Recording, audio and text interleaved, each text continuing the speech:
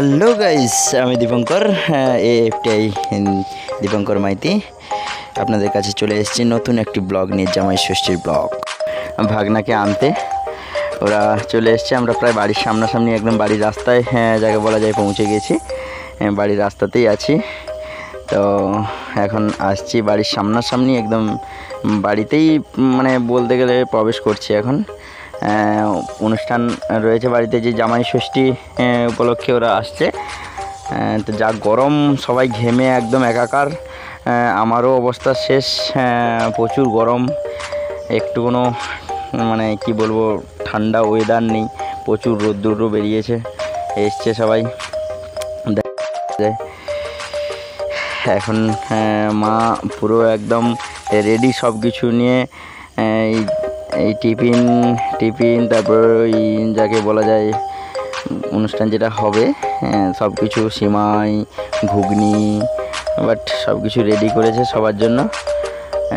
আমি মিষ্টি নিয়ে এসেছিলাম, এটাকে ক্ষীরমালাই বলে সম্ভবত।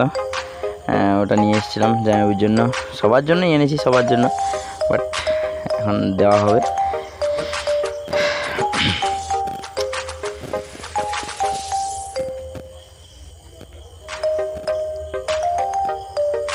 সব কিছু রেডি করে নিয়েছে।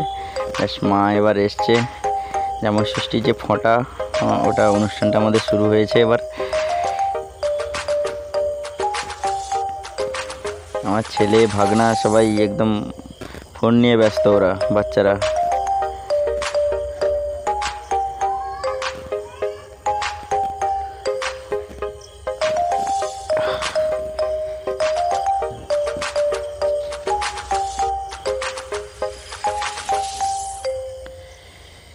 আর আমার দিদি তো পুরো ঘামে শেষ, দিয়ে বলছে আমি একদম শাড়ি পরতে পারবো না।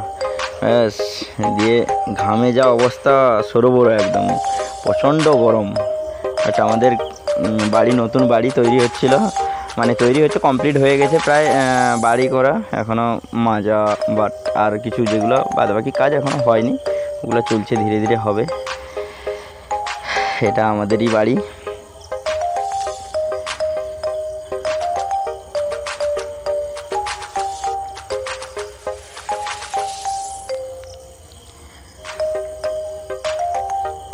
আমার মা, জামাইবু,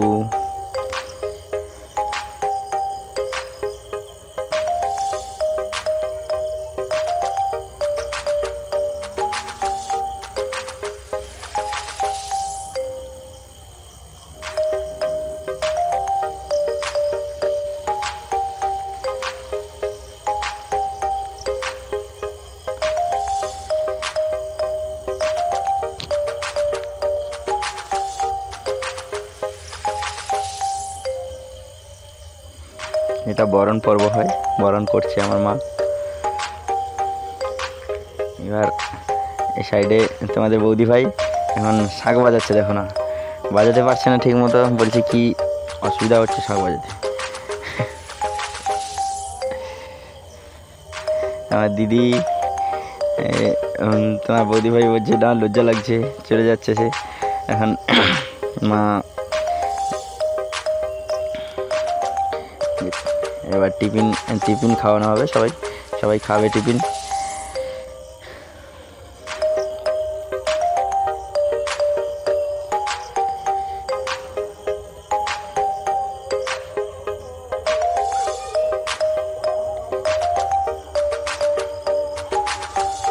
মা জামাইবাবুকে একটু মিষ্টি খাইয়ে দিচ্ছে।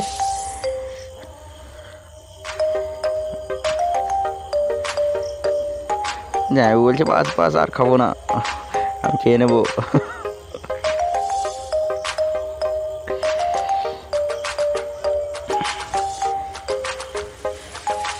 তারপর সবাই একে একে একদম খাওয়ার প্রস্তুতি এবার চলবে।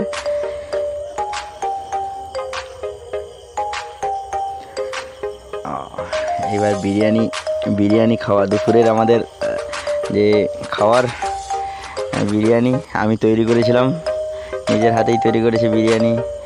আমার ভাই একজন, বোন একজন, আমার কাকুর ছেলে, মানে মেয়ে আর ছেলে, তারপর ভাগনা, তোমাদের বৌদি ভাই, আমার ছেলে, ও ভাগনা, দিদি, জামাইবু সবাই এখন